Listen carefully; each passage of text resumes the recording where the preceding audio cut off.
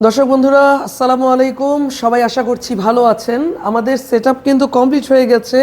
আর এটা ছিল আমাদের গুডউইর সেটআপ, যেখানে 12 কিলোওয়াটের একটি ইনভার্টার এবং গুডউইর একটি ব্যাটারি ব্যবহার করা হয়েছে। এখানে একটা প্রশ্ন থাকতে পারে দর্শক বন্ধুরা, এই গুডউইর ব্যাটারিটা তো মাত্র 5 কিলোওয়াট আওয়ারের, তো এটা ব্যবহার করার আসলে প্রয়োজনীয়তা কি? দর্শক বন্ধুরা, মূলত ব্যাপার হচ্ছে দিনের বেলায় এখানে কিন্তু একটা সরকারি অফিস, যেহেতু দিনের বেলায় সম্পূর্ণ লোড থাকবে, রাত্রেবেলায় এখানে লোড ব্যবহার করার মতো এখানে কিছু নেই। তো সেই ক্ষেত্রে আমরা এইভাবে প্ল্যান করেছি যে দিনের বেলায় সোলারের সাপোর্টটা যেন সবচাইতে বেশি থাকে।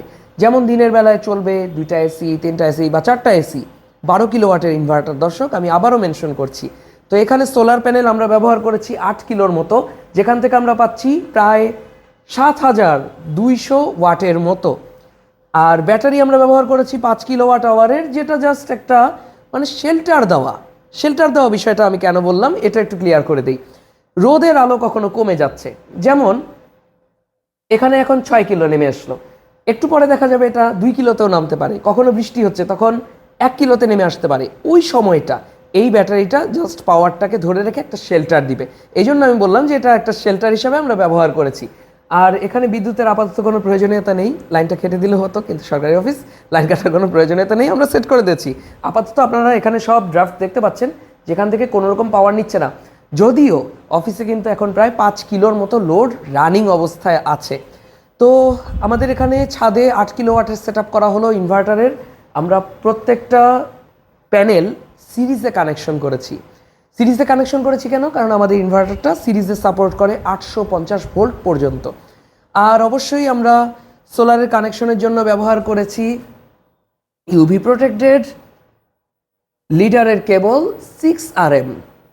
আর সাথে রয়েছে আমাদের গিয়ার আপের একটি সুন্দর 12 ওয়ে পিভি কম্বাইনার বক্স, যেটাতে রয়েছে একই সঙ্গে সার্কিট ব্রেকার অর্থাৎ এমসিবি, ডিসি এমসিবি, আর সাথে রয়েছে এসপিডি, সাথে রয়েছে ফিউজ।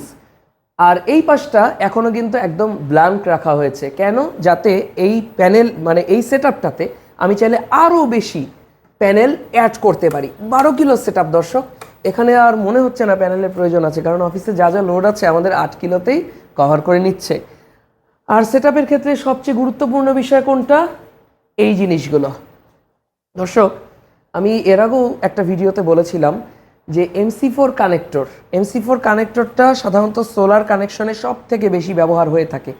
বাংলাদেশে কিছু তথাকথিত ইলেকট্রিশিয়ান করে কি, সোলার প্যানেল যখন সেট করে তখন এখান থেকে এই কানেক্টরগুলো কেটে দেয়, পরে বাংলা জোড়া দেয়। বাংলা জোড়া বললাম কেন? কারণ ওখানে টেপ দিয়ে একরকম জোড়া দেওয়া হয়, যার কারণে বৃষ্টির পানিতে কিছুদিন পরেই কেবলগুলো কিন্তু নষ্ট হয়ে যায়। এতে করে আমরা যে সোলারের পিছনে এত ইনভেস্ট করি সেটা কিন্তু সম্পূর্ণ জলে চলে যায়। তো এমসি4 কানেক্টর কখনোই কাটা যাবে না। এমসি4কে এমসি4-এর মতোই থাকতে দিতে হবে এবং এর সঙ্গে ব্যবহার করতে হবে ঠিক একই রকম এমসি4 সেট। তো এগুলো কিন্তু অবশ্যই আমাদের ওয়েবসাইটেও পাওয়া যাচ্ছে, প্রাইসও উল্লেখ করা আছে, আপনারা দেখে নেবেন। তো টোটাল সেটআপটা আমাদের কমপ্লিট হয়ে গেল। আমরা একটু দূর থেকে দেখাই আমরা কেবলিংগুলো আসলে কিভাবে করে থাকি। আসলে প্রফেশনালদের হাতের কাজ এরকমই হয়ে থাকে, একদম ক্লিন সেটআপ। তো সেটআপটা আপনাদের কাছে কেমন লেগেছে আমি জানি না, আপনারা কমেন্ট করে জানাবেন। আপনাদের কমেন্ট আমাদেরকে আরও সুন্দর সুন্দর কাজের অনুপ্রেরণা দিবে। তো সবাই ভালো থাকুন, সুস্থ থাকুন। আজকের মতো এ পর্যন্তই বিদায় নিচ্ছি। ইনশাল্লাহ নেক্সট কোনো সেটআপে দেখা হবে। আসসালামু আলাইকুম।